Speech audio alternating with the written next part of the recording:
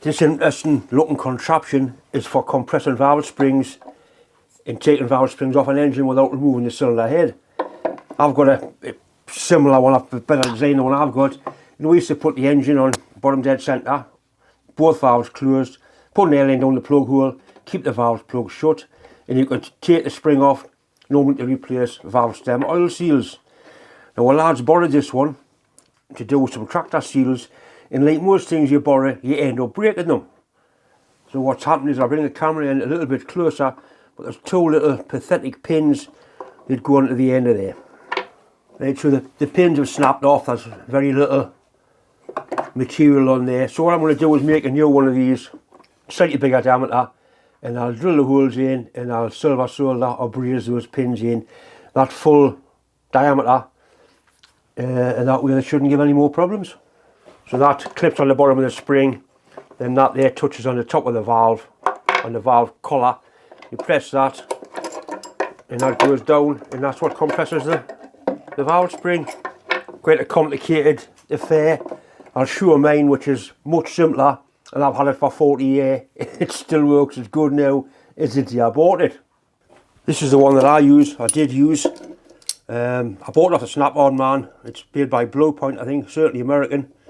But basically that goes into the bottom of the spring. That touches on the valve collar, and all you do is wind that down, and it pushes it down, and you lift the collars out, See, I've had it a long time, and it's never ever let me down.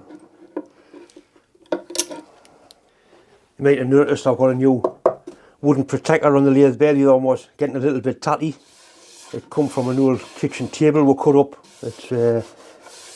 It's nice, work veneer on plywood.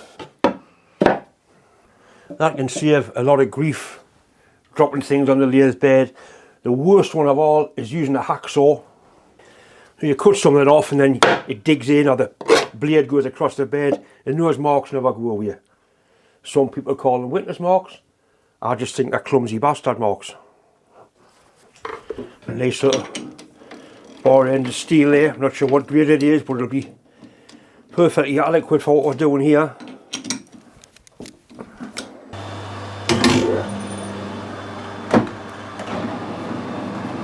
I always run the lathe slow for a few seconds just to get some oil spewed around the bearings. It's been standing for quite a while.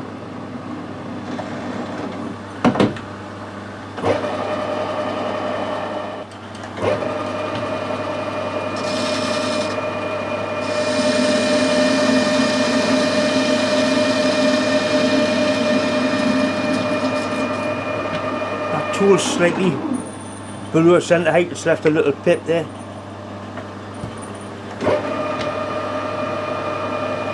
Better.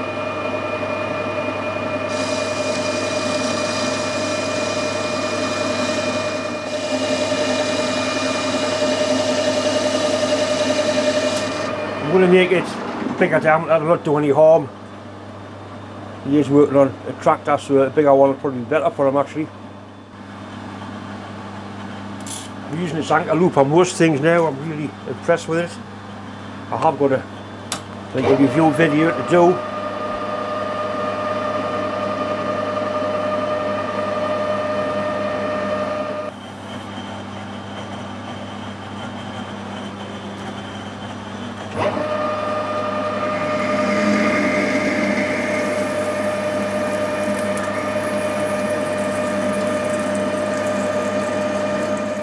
Slow things down a little bit.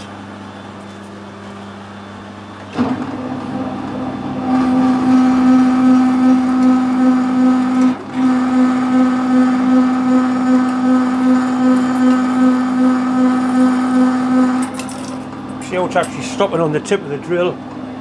It stays where you put it.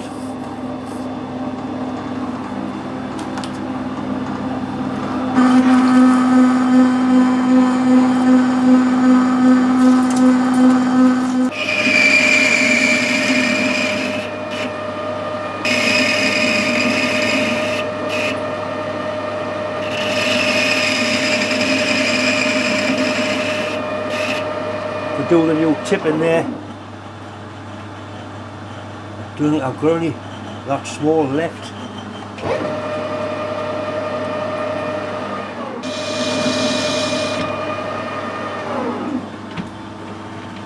Right, so that's that side of it done, but just slightly bigger, which will be better for him anyway.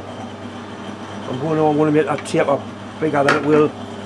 You'll be able to accommodate different size valve heads in there, or different size cotters rather, valve caps even.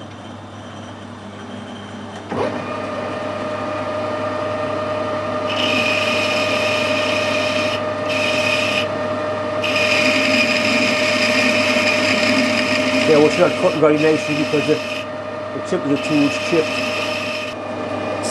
I'll probably delete this bit of film.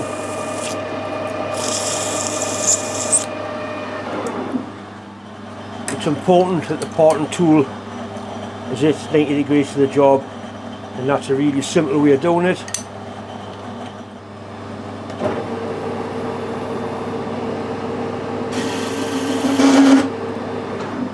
Slow that down a little bit.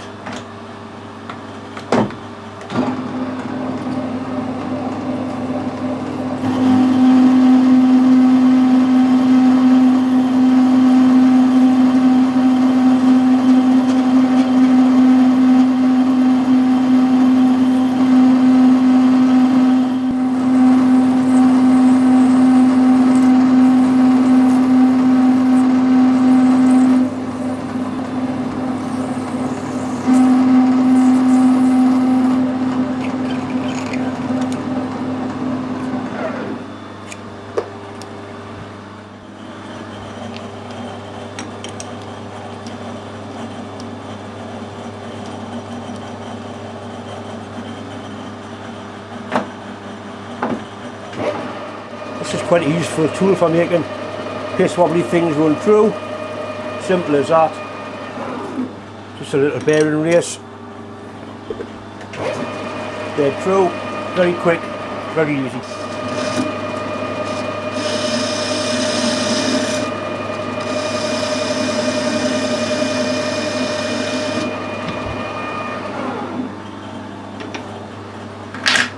I'm going to put a chamfer in that hole because that's where you put your fingers to get the cutters out. Do it like sharp edges fingers do it.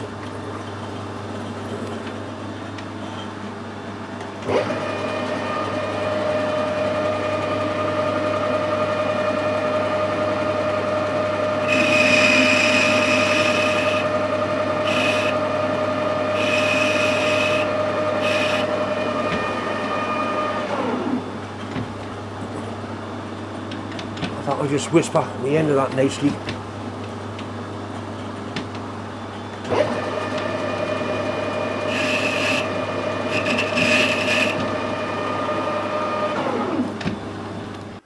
I need to put the two little holes in now for the pin.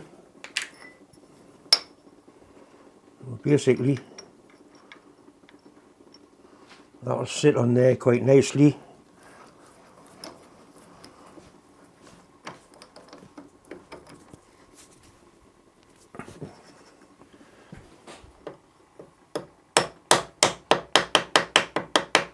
Right, that's got it by the knackers, it can't go anywhere. And because I'm not drilling all the way through, I can drill on top of the parallel carefully, and that'll be good to go.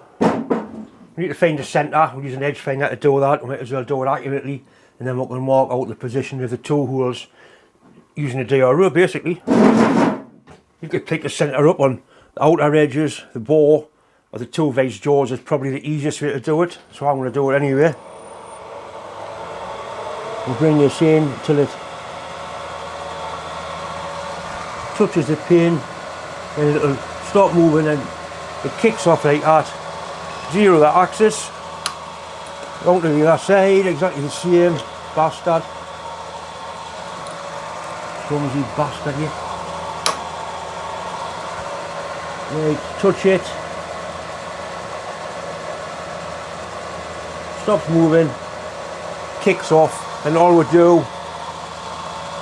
is half the reading, which is simply done on the display, back to zero.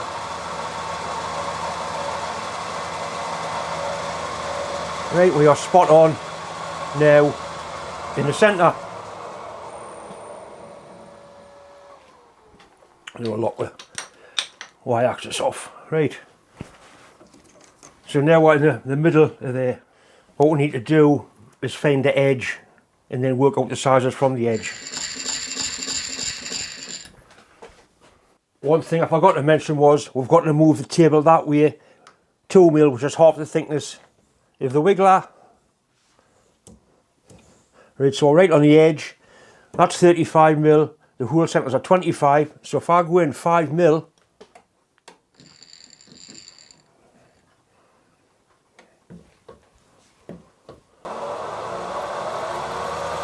and then we'll simply go at 25.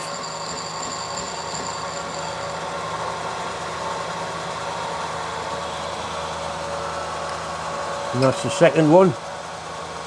Looks right, so it must be right. Only when things look right, they're alright. Right, the pins are 4.7. It's a 4.7mm drill. 3/16 actually. Right, I'm going to use a Z-axis to drill the hole, and I only want to go in for 4mm.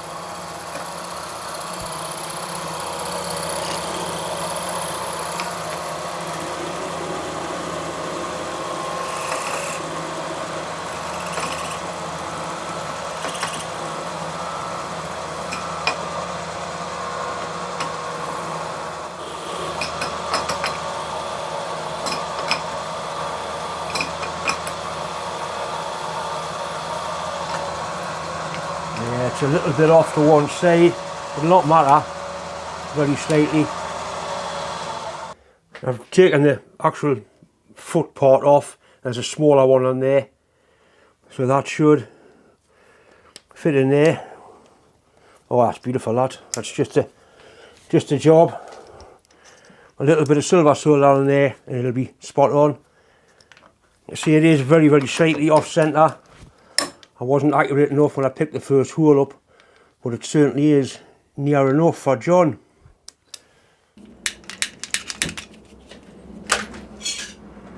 Oxypropine's the heat source.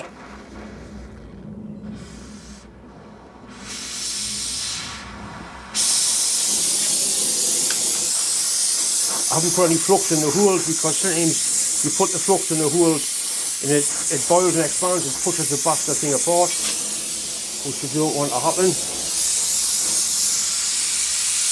Most of the heat's going to be going into the ring piece. Painful, I know, but never mind. A little bit of flux on the shoulder.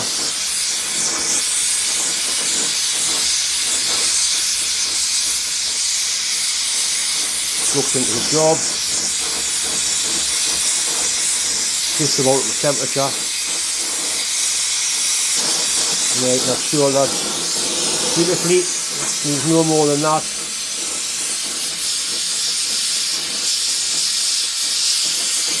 Maybe a little bit of flux into it.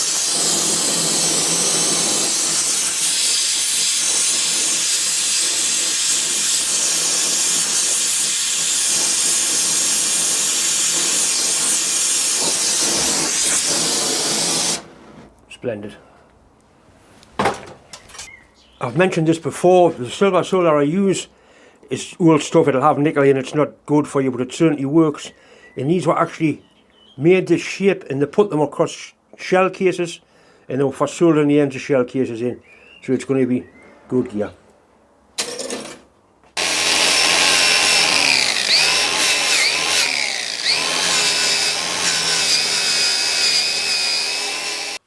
Right, that's it, brazed in, cleaned up. It's got two different ends on, a big one and a little one, or big and little valve collars.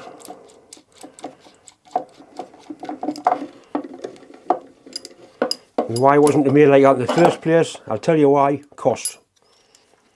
That'll be Chinese, it'll be cheap as chips. You get what you pay for. Once again, just time to say thanks for watching. Thanks for subscribing. If you haven't subscribed, please do, because I'm getting perilously near to 100,000 subscribers. Anyway, thanks for watching.